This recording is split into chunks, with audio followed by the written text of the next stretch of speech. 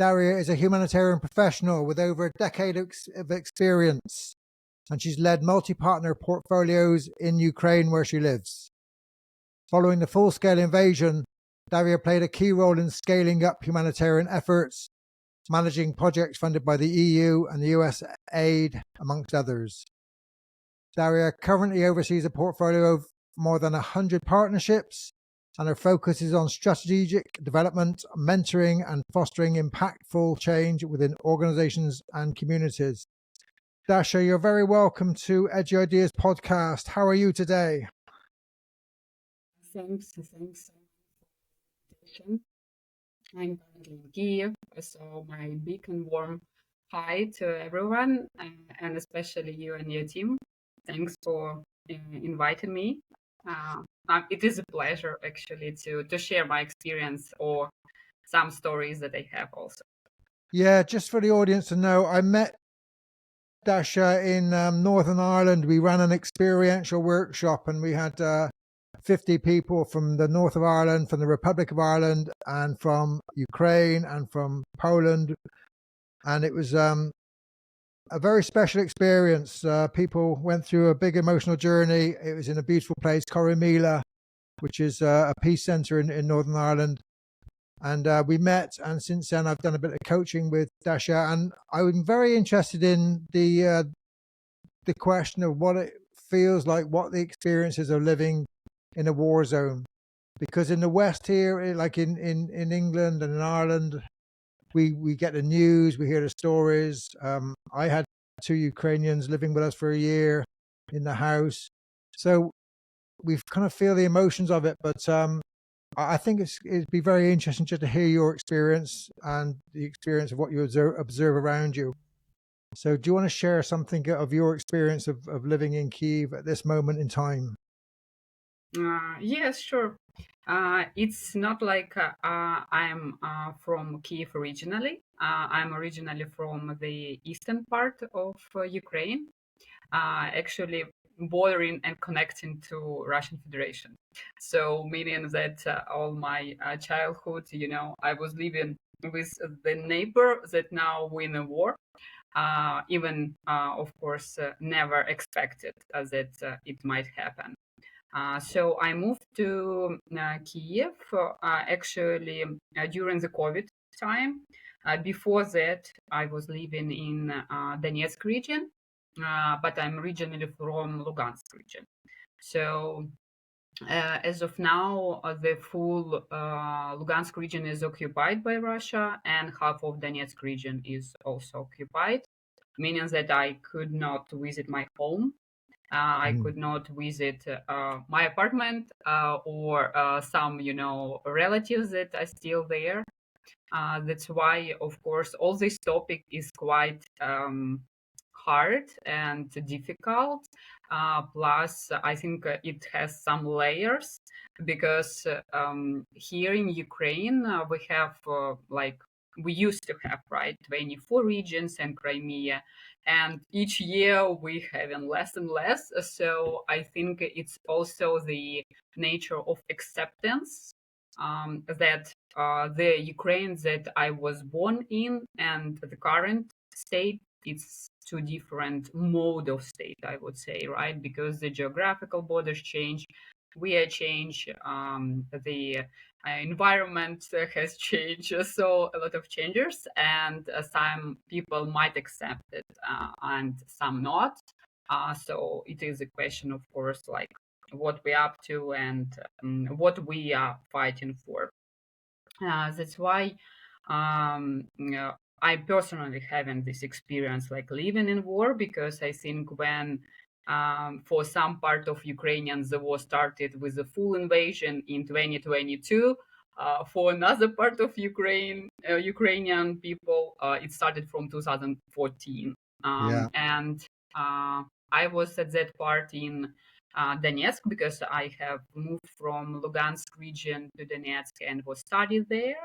And I was dreaming to live in Donetsk and have family. So I finished my university and actually started to work in university.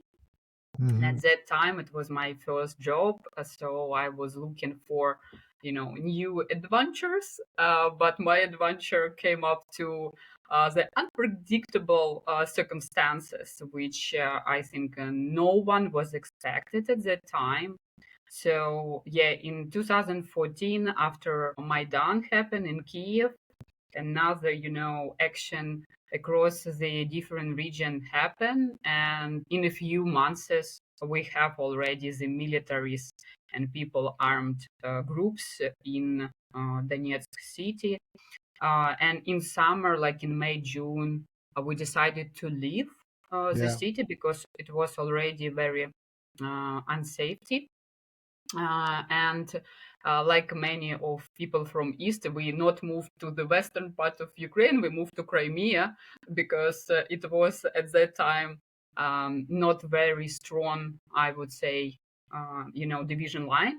So you might cross the border, and after that we spent like 1 month and came back to Donetsk region and back to home actually. So everyone thought that maybe it will be last like 3 months and it Yeah. will be finished. But now, yes, since 11 years, it's not finished, and I don't have illusions that it will finish like in 3 months. So not anymore. Of course, I understand that it's a quite long process, and when you have now so many energy in this process, because it's now discussed even at global level. Yeah. uh, that's why we see there are a lot of developments now with the new administration of US. But even if it will not be that one, we would have some, of course, changes. It's possible because we have resource limits, we have, some economic shutdowns and other factors. So it could not be also last forever. I Sure. hope so. Sure. But it is also, the game that you don't know the result. Yeah. But I think if we come to the more human level orientation, yeah, it is of course like a lot of destruction and changes that sometimes your brain even could not oversee or Mm. digest. Yeah. uh, that's why war, I think everyone will define differently for themselves. For me personally, maybe 5 years of the beginning of war was the field of creativity, of opportunity, of responding to those who might need more support and assistance. And probably that's why I overtook this role. And I never was experienced in NGO sector, so I applied for one INGO, and in a month I started to work and get knowledge about international standards, Yeah. Yeah. international humanitarian assistance. These words now mean a lot for me because I think at that time it really plays a crucial role for majority of people along the line. And in COVID time, when it was some reduction of all the programming and more responding to health, I was, asking myself what could be my next level, what should I start to prepared for, and because probably humanitarian assistance, because it was frozen, yes, the border of Mm. occupied and non-occupied territories was frozen. Not much action was during the COVID, and I thought that probably it is a time actually to start thinking about something new. And in 22 we had invasion, and I think the like previous 3 years actually showed me that probably all of us from the eastern Ukraine actually were preparing, some potential actually to respond to such massive aggression.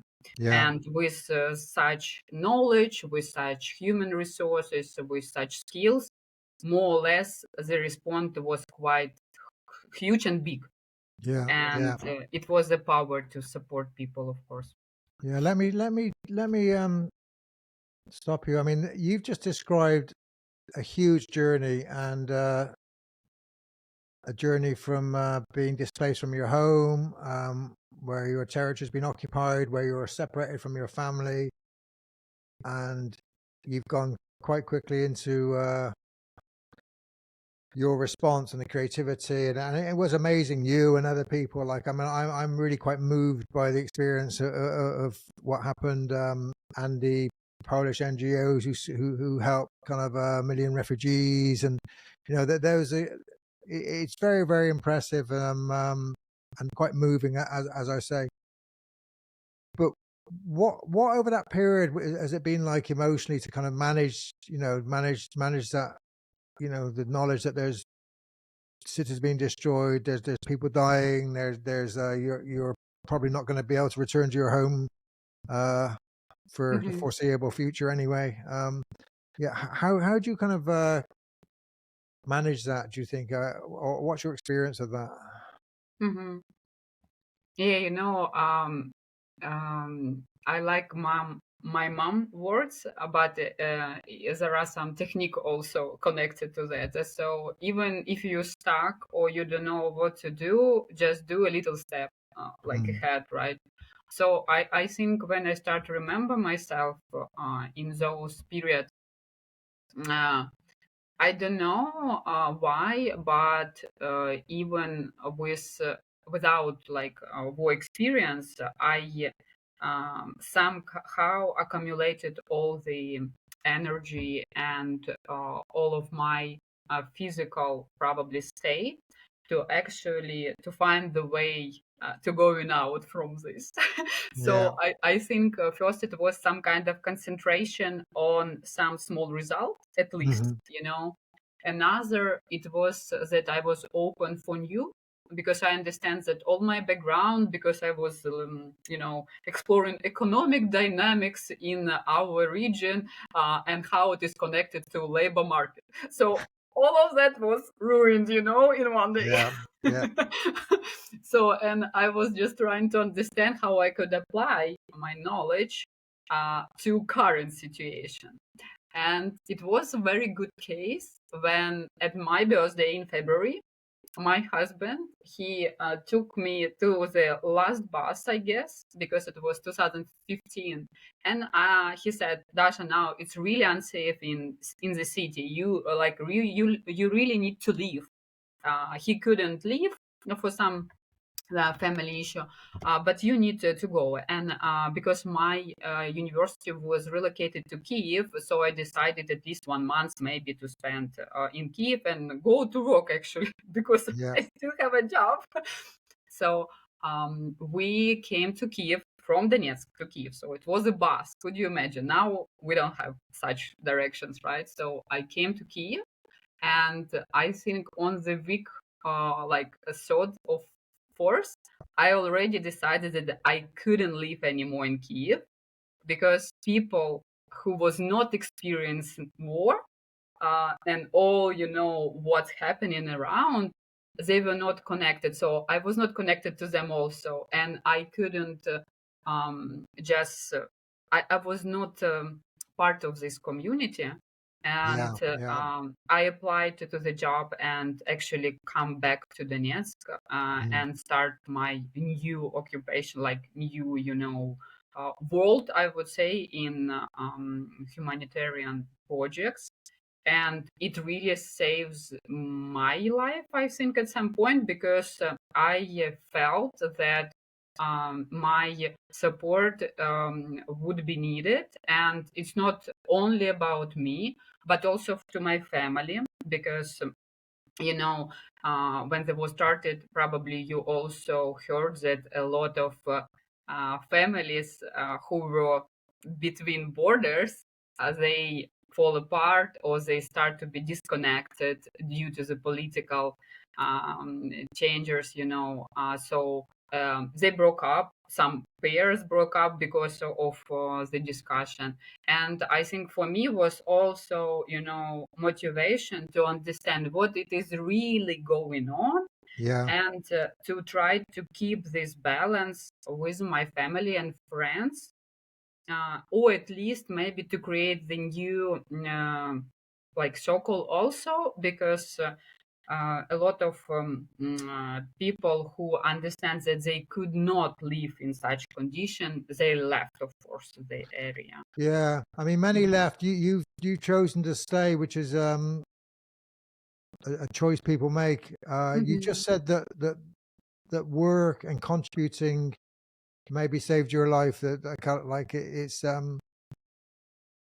and that's important for people to understand. You know that in a desperate situation, the fact that you can contribute to do something um, Meaningful. meaningful and towards helping others um, gives an anchor when your emotions and your you see lots of destruction. Yeah, and I started with to work with psychologists, Mm. and we start also to discuss what it is stress and what is the response to the stress. And of course, it was all the info was new for me, but I do remember, that there are different behavior on the stress, right? You could pause, you could respond, or you could freeze. And so probably I am from those type of the people who really need to act, Yeah, because yeah. if I will act, I feel myself. If Mm. I get stuck or something, it feels for me also it could happen, but I am more proactive person. So probably another step or another side of the war is to actually explore yourself, because I think if it's not these circumstances, I would probably experience other. But anyway, all of that give me thoughts that to live now in unpredictable world, right? You really need to understand yourself. So all of that, it's actually self-awareness and what the feeling and emotion about. So it really actually it will drive you anyway somehow in different period of time. But for me, it was 10 years, like 11 years ago, really the core moments. Yeah, yeah. No, that's interesting. I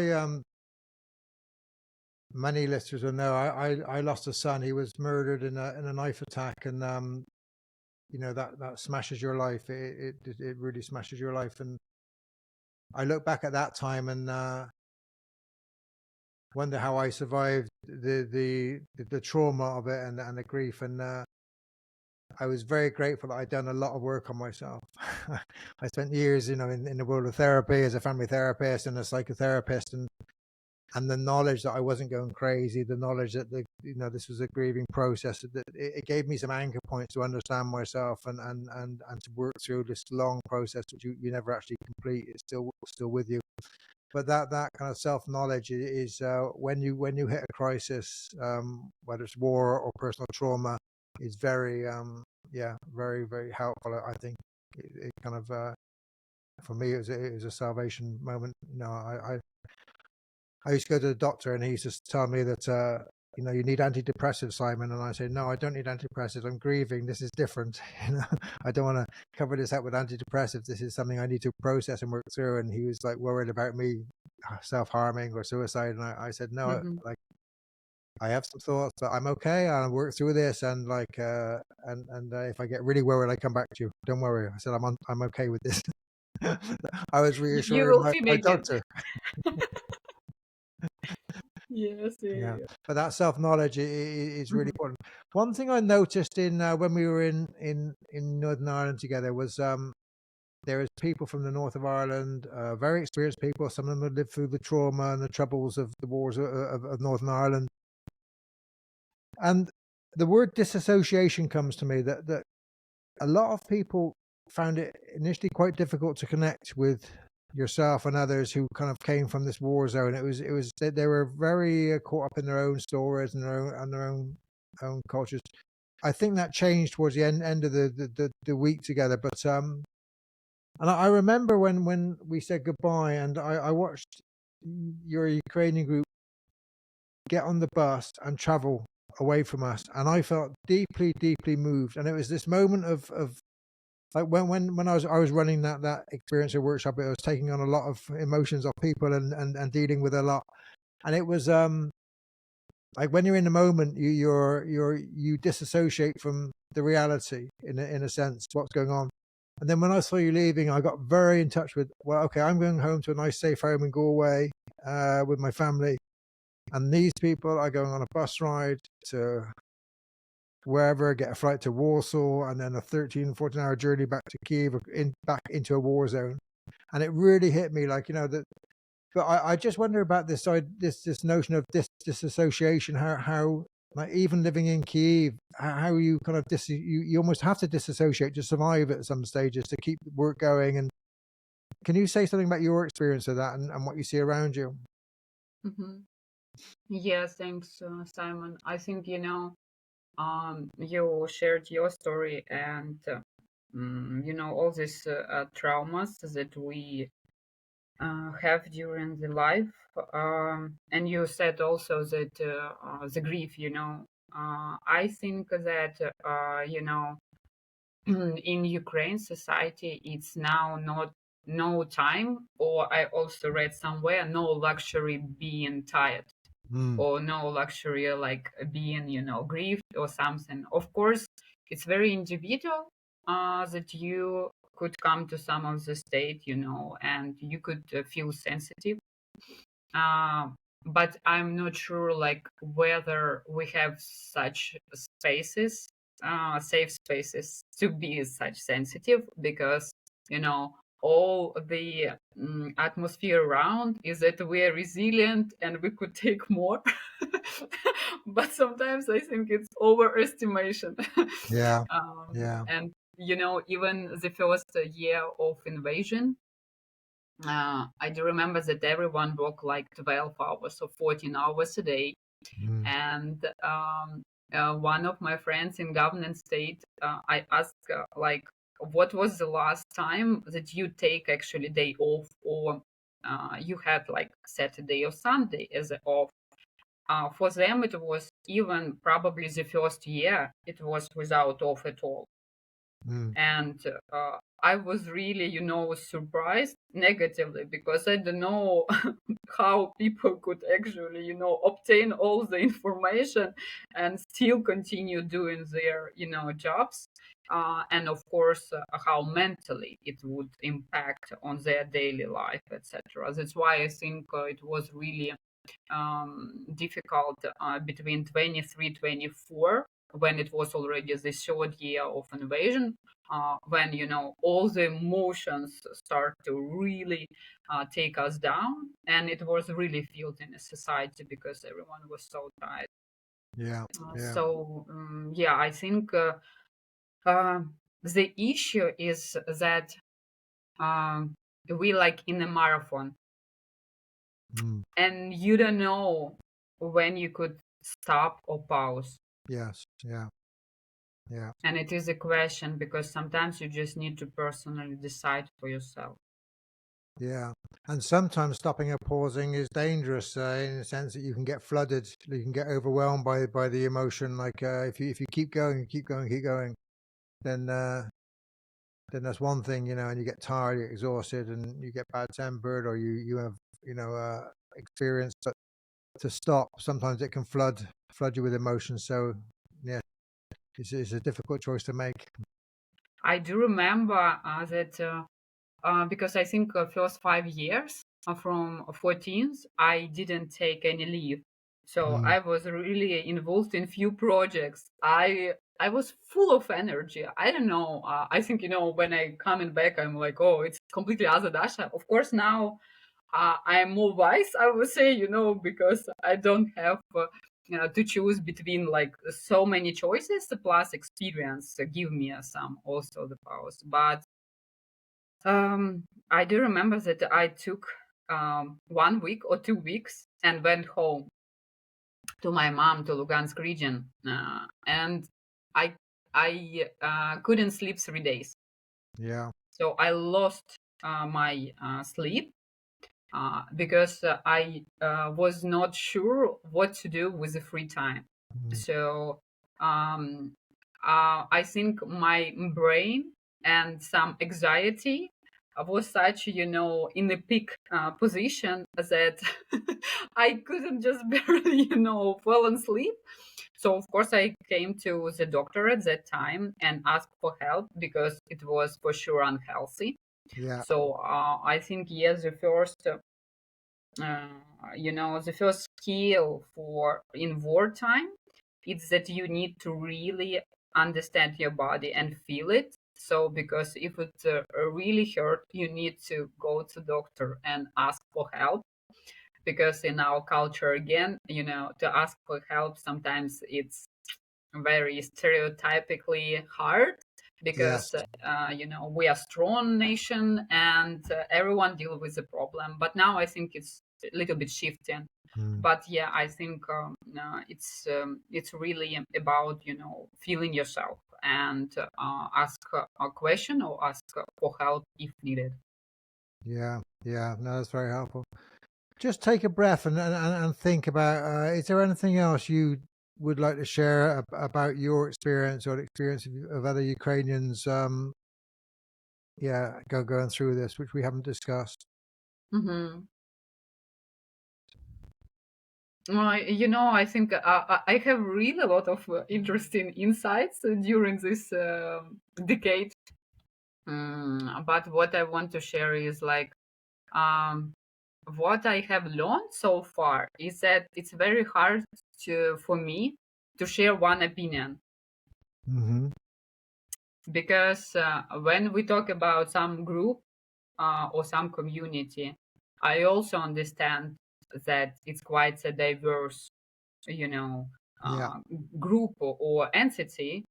So with my analytical, background, I started to also divide and see some piece of that. So that's why, when you will ask me, Dasha, how the people now, or like live in war, I start to think, who are those people you asking? Yes. Yeah. Yeah. Or war, what does it mean war now? So I start, to repack all of these pieces, and Mm. I really understand that Ukraine is quite a big country, and front line, the central park, the western, more a safer zone. It is completely different experience that people overcome. That's why when I'm now living in Kiev and understand that, of course, it is a capital of country, it is another, let's say, attitude, towards the others. But meanwhile, it's just ordinary people who also experience war, and they could come to this sensitivity also. They could come to the states that they couldn't understand, or maybe at some point we start to share, that yeah, we just want to post, we want to, to to to discuss not only the war, but Yeah. actually how to live after the war. Mm. And I think such discussion is quite helpful because um, we build our narratives on the past, Yes. but it's such difficult because now we mostly, operating on these basic needs. Yes. Yeah. So to build a future, it's like really overstressing for Mm. yourself because you kind of lose, this energy on daily life because you like in survival mode. But to relax and to just imagine that at some point the war could be over, what the society we could create, etc., etc.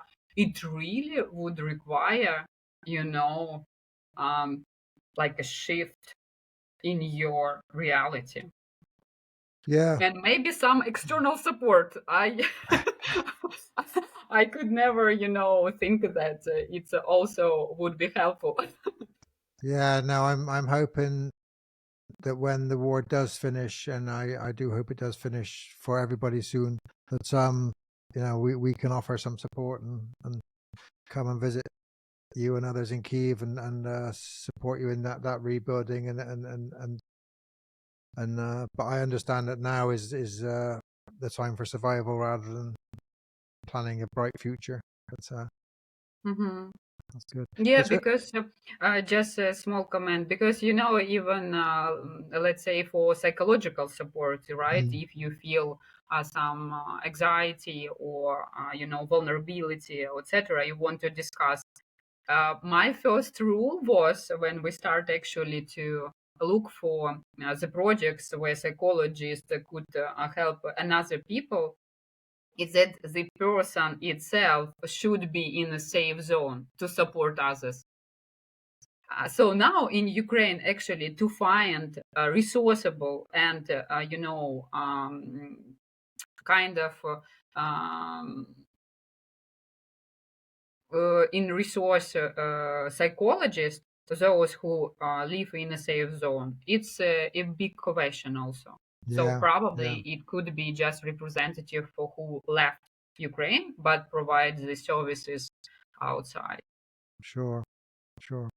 Is there anything you want to ask me, Dasha, before we come to Of an end of course. this podcast? I mean, I have a lot of questions, Simon, but I understand there are some limits. So probably, due to your wide experience and also the background of the war and conflict around, uh, how you see that the community could deal with the crisis, like what for you three key stones, or like it could be less or it could be more, but key elements to actually unite community to overcome the crisis. Yeah, I wish I had 3 bullet point answers, but I don't. But I do. The work we tried to do in Northern Ireland we called it collaborative leadership to build a better civil society, and I think that underpins like the work at the Eco Leadership Institute. We try and do.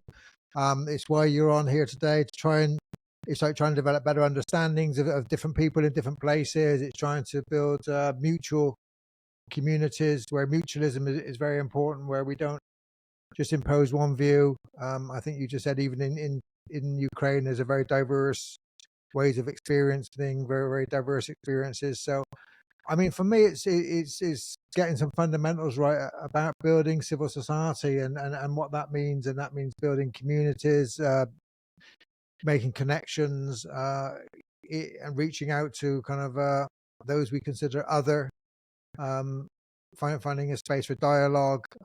All these things are part of building civil society. And I mean, my thoughts are that like Ukraine is an extreme example. It's in a war zone, but this is probably the most fundamental thing needed in wider society. Even in non-war zones, it's like how there's great divides in society at the moment. There's great kind of people with wealth and in poverty. There's kind of political, cultural divides. Um, so there's all this splitting going on, and I think we all have to kind of harness our energies and try and create a good society. And my final question to you is like from your experience, what do you think it means to live a good life and create a good society from your lived experience? Yeah, good life. I wish. I wish. But yeah, on the way. Um, I think, if it's not was this third, because I calculated the third part of my life, I live in war. Mm, And I think from my childhood, I really love to watch different, Soviet or old movies, but not only about war. So yeah, unfortunately, my habits and expectation was ruined in 2014. So the good life for me is to feel your society, to be open, and I think to create the safe space for diversity. Yes. Because what I really afraid is that in our community now, it just, we could now choose the way of radicalism and, like this really radical Ukrainian nation something. Yes. Yeah. So I would really avoid to go on that direction, but it really require safety. Yeah. Yeah. So I think, safety, freedom to speak and to listen, and diversity, to accept diversity in whatever way it could be, meaning that the different people, different minorities could express their values, could express their voice, and it would not be harmed for them. And your question was about good life and A good society, what it means to live in a good society. good society. I mean, I don't have much illusion that it could be ideal. Sure. So I would not expect that good society is ideal society. I think the good society for me is the society who could leave the crisis together. Yeah. So they could support each other, and they could do some lessons learned together. So actually, practically imply it after. Sure. And not, probably the most difficult part, just to take on the latest and try to forget. No, I think what would make us more wider and more adaptive is actually to provide those opportunity to overcome together with all these challenges.